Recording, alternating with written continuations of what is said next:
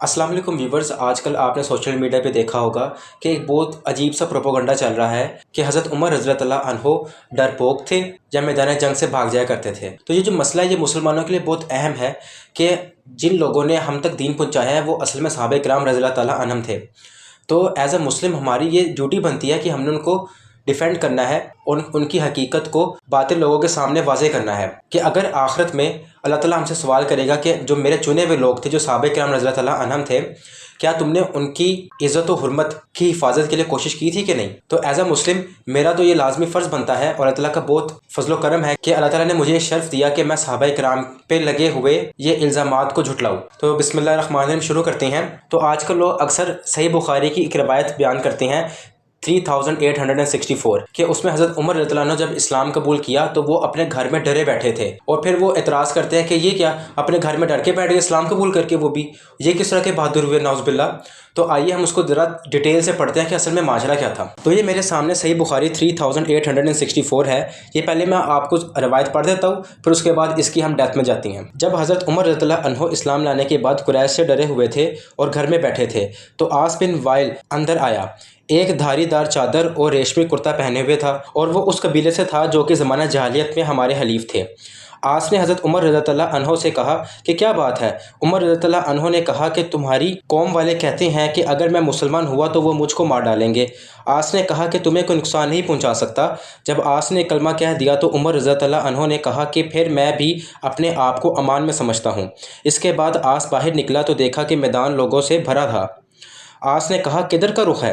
لوگوں نے کہا ہم ابن خطاب کی خبر لینے جا رہے ہیں جو بے دین ہو گیا ہے۔ یہ آپ نے پوائنٹ یہاں میں لازمی دیکھنا ہے، جو بے دین ہو گیا ہے۔ عاص نے کہا اسے کوئی نقصان نہیں پہنچا سکتا۔ یہ سنتے ہی لوگ لوٹ گئے۔ تو اس حدیث کے اندر جو لفظ بیان ہوا ہے وہ ہوا ہے خائفن۔ تو آگے چلنے سے پہلے میں آپ کو ایک حدیث سناتا چلوں کہ صحیح بخاری 3863 میں عبداللہ بن مسعود رضی اللہ عنہ کہتے ہیں کہ جب حضرت عمر رضی اللہ عنہ اسلام لائے تو ہم لوگ عزت سے رہنے لگے۔ تو اس پوائنٹ کو بھی آپ نے مدنظر رکھنا ہے۔ تو آئیے پوائنٹ کی طرف واپس چلتے ہیں جو حدیث 3864 ہے، وہاں پہ لفظ بیان ہوا ہے خائفن کا۔ تو مفردات القرآن پیج 323 میں امام راغبت صفانی رحمۃ اللہ علیہ کیا کہتے ہیں؟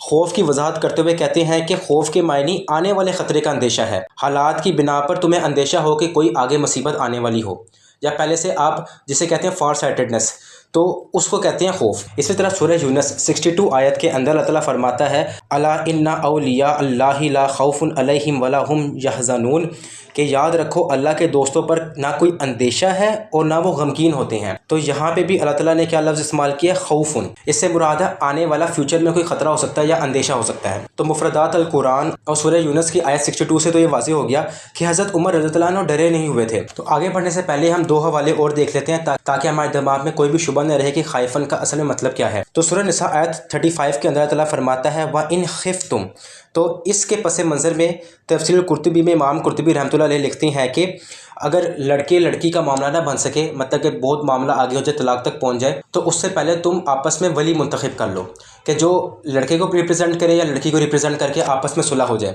تو یہاں پہ بھی خفتون کا لفظ استعمال ہوا ہے کہ اگر تمہیں خوف ہو، مطلب کہ اب تمہیں خوف کس چیز کا ہے کہ ان میں دونوں میں بات نہیں بنے گی، طلاق ہو جائے گی، تو پھر اللہ تعالیٰ نے یہ آلٹرنیٹ دیا ہے کہ ان کے ولی منتخب کر لو۔ اسی طرح سورہ مریم آیت 5 میں اللہ تعالیٰ فرماتا ہے وَإِنِّي خِفْتُ الْمَوَالِيَ، کہ حضرت ذکر علیہ السلام کے بارے میں لکھا جا رہا ہے کہ مجھے اپنے مرنے کے بعد اپنے قرابت داروں کا خوف ہے، میری بیوی بھی بانجھ ہے، پس تو مجھے اپنے پاس سے وارث عطا فرما۔ تو یہاں پہ اب اپنے قرابت داروں سے ڈر تو نہیں نہ ہوگا بندے کو کہ وہ ڈر کے بیٹھ گیا اندر کہ وہ کوئی اس کو نقصان پہنچا دے گا، یہ اس طرح کا معاملہ ہے۔ یہاں پہ جو خفتم کا مطلب یہاں سے بھی واضح ہوتا ہے کہ آنے والا کوئی اندیشہ ہے، کہ ان کی بیوی بھی بیمار ہے، ان کی کوئی اولاد بھی نہیں ہے، اللہ تعالیٰ نے بعد میں ان کو عطا کیا حضرت یحییٰ علیہ السلام۔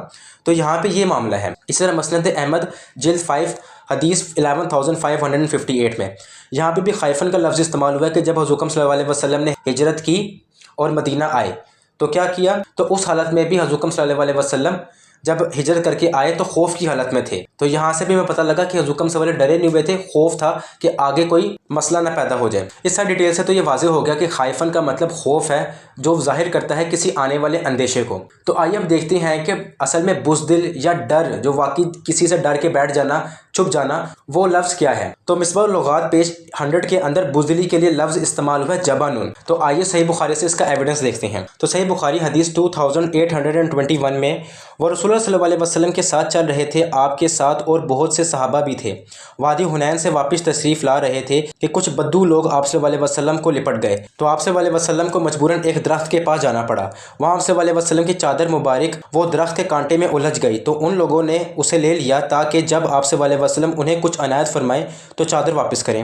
آپ صلی اللہ علیہ وسلم وہاں کھڑے ہو گئے اور فرمایا، میری چادر مجھے دے دو، اگر میرے پاس درخت کے کانٹوں جتنے بھی اونٹ بکریاں ہوتی تو میں تم میں تقسیم کر دیتا، مجھے تم بخیل نہیں پاؤ گے اور نہ جھوٹا اور نہ بزدل پاؤ گے۔ تو یہاں پہ بزدل کے لفظ کیا استعمال ہوا ہے؟ ولا جبنن، کہ تم مجھے بزدل نہیں پاؤ گے۔ حدیث 2823 کے اندر حضرت انس رضی اللہ عنہ فرماتے ہیں کہ رسول اللہ صلی اللہ علیہ وسلم نے فرمایا، اے اللہ میں تیری پناہ مانگتا ہوں عاجزی، سستی، بزدلی اور بڑھاپے کی ذلیل حدود میں پہنچ جانے سے، اور میں تیری پناہ مانگتا ہوں زندگی اور موت کے فتنوں سے، اور میں تیری پناہ مانگتا ہوں قبر کے عذاب سے۔ تو یہاں بھی حدیث کے اندر جو لفظ استعمال ہوا ہے بزدلی کے لیے وہ ہے والجبنی۔